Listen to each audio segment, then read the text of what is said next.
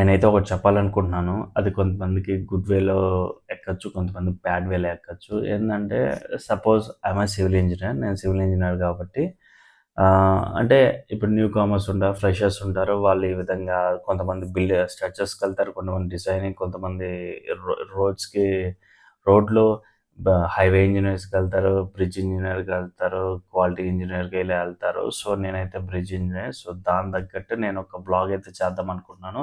Educational purpose vlog అది. అది మీరు తప్పుగా అయితే అనుకోవద్దు. ఓన్లీ సివిల్ ఇంజినీర్స్ కోసము అండ్ ఇప్పుడు వస్తున్న ఫ్రెషర్స్‌కి ఇది చాలా యూజ్ అవుతదని ఒక పాయింట్ ఆఫ్ వ్యూ అయితే నేను ఈ వ్లాగ్ చేయాలనుకుంటున్నాను. అదే ఒక సైట్‌లో ఒక కండిషన్ ఎలా ఉంటది? దాన్ని ఎలా ఫేస్ చేయాలి? అండ్ అంటే ఇప్పుడు సపోజ్ ఇప్పుడు రోడ్స్‌లో ఏందంటే మనకు pipe culverts, box culverts, minor bridges, major bridges, long span bridges ఇలా చాలా ఉంటాయి. అండ్ టోవాల్స్ ఉంటాయి. డ్రైన్స్ ఉంటాయి. ఇలా డిఫరెంట్ ఉంటాయి.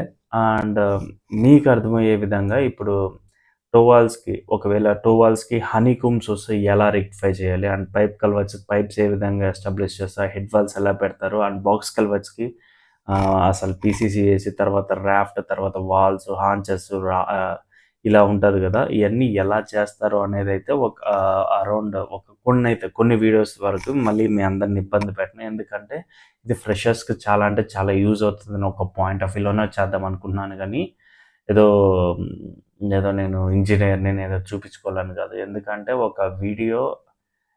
ఒక పనికిమాలిన వీడియోని మీరంతా సపోర్ట్ చేసినప్పుడు పనికొచ్చే వీడియో ఖచ్చితంగా సపోర్ట్ చేస్తారని అయితే మనస్ఫూర్తిగా అయితే కోరుకుంటున్నాను.